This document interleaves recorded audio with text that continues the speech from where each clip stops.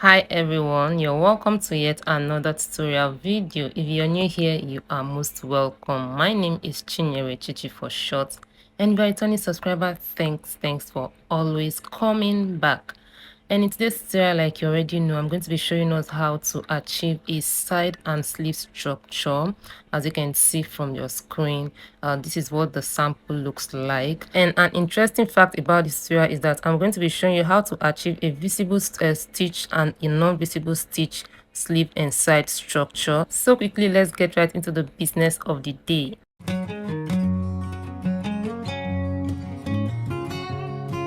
Here I have the upper part of the dress, so this is what it looks like. So next I'm going to be measuring out the length that I want from this. So I place my tape rule at the center foot like so, and then I measure across the upper chest over the sleeve area and then back to the center back. So I have the length that I want. So now that I have the length, the next thing I'm going to be doing, I place my plain fabric on it so that I can trace out exactly what I already measured out. And this is what the tracing looks like. So this is the center area. I point that out and then I trace down to that point, and then I also trace across the upper chest, the sleeve area, and then to the center back. So this is what the trace out look like, the upper part. So at this point I'm going to be measuring the width of the structured sleeve, which is about 4 to 4.5 inches. So I measure that all the way to this point and then I connect, and then from the center as well I connect, and this is what the trace out looks like. So I'm going to be cutting out exactly what I have here and then I trim as I proceed. So this is me cutting out what's the structured area, and this is what it eventually looks like. Can you see that I already have it ironed out? So I placed it on the body to make sure that I have what I actually wanted. So this is giving me the shape that I want all the way to the center back. So for this particular one now, I'm going to be cutting it in 4 places because I'm going to be using the same fabric for the interfacing. You can use any interfacing of your choice. I'm going to be using this lighter one for the interfacing and then the stronger one for the main sleeve. And I'm also going to be using a crinoline, which is this particular one. So this is the crinoline, and I'm also going to be using a plastic boning. I'm going to be using the plastic one, not the regular one, because I want it to be firm enough. So this is what the structural sleeve looks like. I already have everything interface. So this is the one I'm going to be using as the interface, and that's why I use the softer stay. So this is what they look like, and I'm going to be cutting at this point the side structure of the sleeve, as you can see on your screen. So I'm going to be measuring that out. I use the pattern paper to cut out first. So the length for this is 13 inches. Okay, that's placed on fold by width of 4.5 inches. So I connect those points together and then I cut that out. After cutting out, I come to this point, that's the center area. I come down by 3/4 of an inch. You can even use one, and then I'm going to be connecting it with a curve to the other end of it like so. And then at this point, this 3/4 that I used here, I come over to this point as well. I mark the same thing and I also connect. This is just to make sure that we have it curvy to some extent so that it is relaxed by the time we are done. And then I cut out this point and I also cut out this point. So as you can see, it's no longer straight, it's a bit curvy, as you can see at this point. So I'm going to be using this to cut the main fabric, okay, and then the interfacing as well. So this is what it looks like. I've cut the main fabric and then the interface. Remember, there are two, one is long and one is short, so this is why they are not looking the same here. So I have everything interfaced with the stay already, and now it's time for us to get into the main thing. So I get the crinoline like so, and then I'm going to be placing it on the center of the side structure like so. But before that, I need to cover up the rough edge of the crinoline. I'm going to be using a bias to get that done. So I just get the piece of bias and then just stitch it over the edge of the crinoline to avoid any form of discomfort, because we know that this can be very sharp. So I just have that covered up, and then this is the interfacing of the side structure, not the main one. So I place it on the interfacing and then I give some space at the upper part. I make sure that I have some space at the side as well. Make sure that they are equal. Just centralize your crinoline at the center of the piece of fabric like so, and then you gently stitch. Make sure your crinoline is not stretchy at all.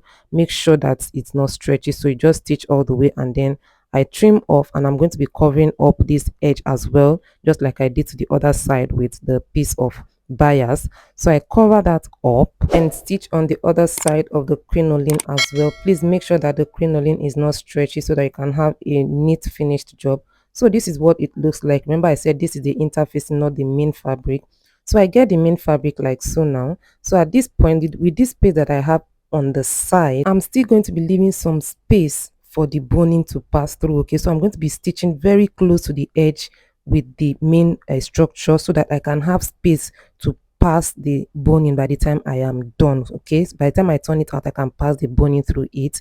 So remember, I still have that space in mind. So I stitch all the way from one end to the other on both sides. Please guys, endeavor to hit the subscribe button if you haven't done so. Also give this video a like if you enjoy what you are seeing.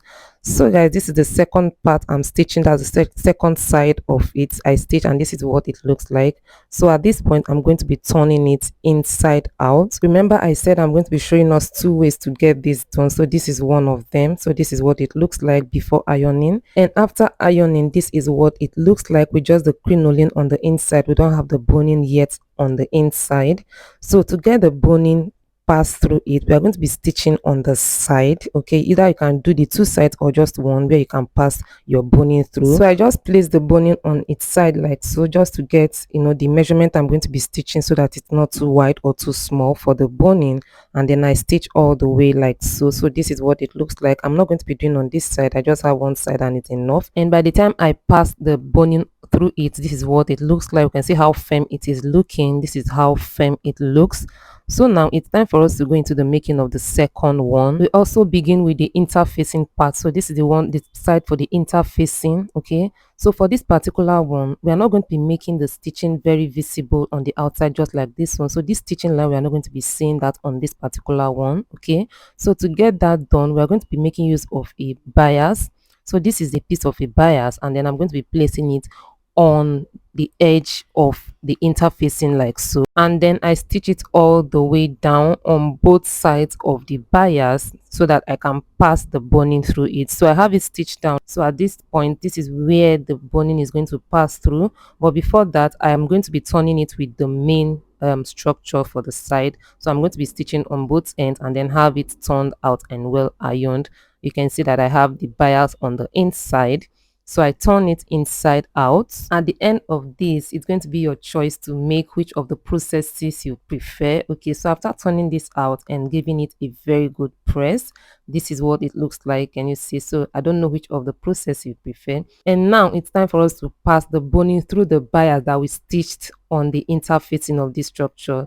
So this is me passing the boning through it. There is no visibility of the stitching line. So can you see this? There is no stitching. Can you see the other one? This is the difference. So if you want your stitching to show on the outside, you do the other one, and if you want it neatly, then you do the other one. So at this point, it's time for us to start the placement of our structure on both the upper part and then the side. But before we go into all that, we have to have the sleeve attached to the body. So we have that done now.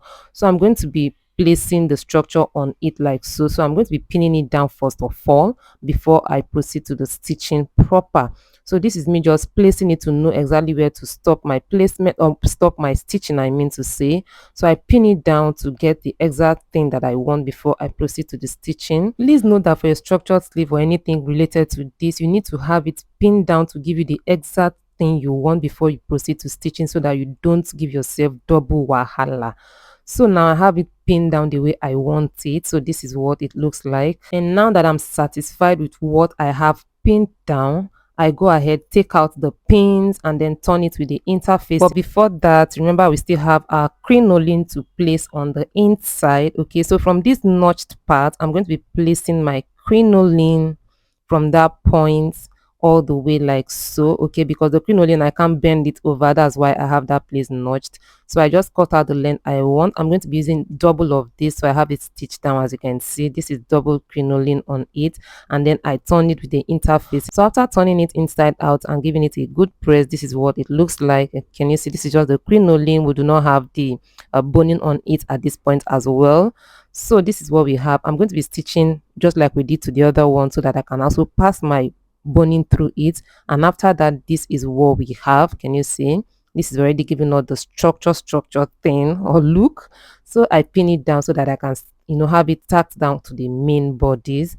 So after that, I go ahead and do the second one, and this is the applique I'm going to be using to cover up this stitched part So if you I know you're going to be leaving your stitching visible like so, make sure you have applique on at hand that you're going to be using to do the covering. And this is what it looks like by the time I've stitched it down on the fabric. So it's time for me to attach the side structure. So this is me trying to place it. That means I'm going to be opening up the center area so that I can push it on the inside again. Okay, so this is me just trying to make sure I have everything in place before I do that. So at this point you can see that I have it tucked in between the upper and the lower seam line. So this is me now trying to use the applique to design everything, and this is what is involved in the whole process of making the structured sleeve and also the side structure. So at this point I have it done and dusted, and I hereby present to you this beautiful and gorgeous piece. But if you ask me guys, this was really time consuming, but at the end of the day, looking at what I came up with, I would say it is worth the time and the stress. And guys, what do you think about this beautiful piece? This is what the back view looks like. This is what the side looks like. Like every part of this dress is just giving me the look. And for the client, she couldn't just hold back her joy. She was pleasantly pleased with her dress. Thank you so much for watching, and see you in my next one. Bye.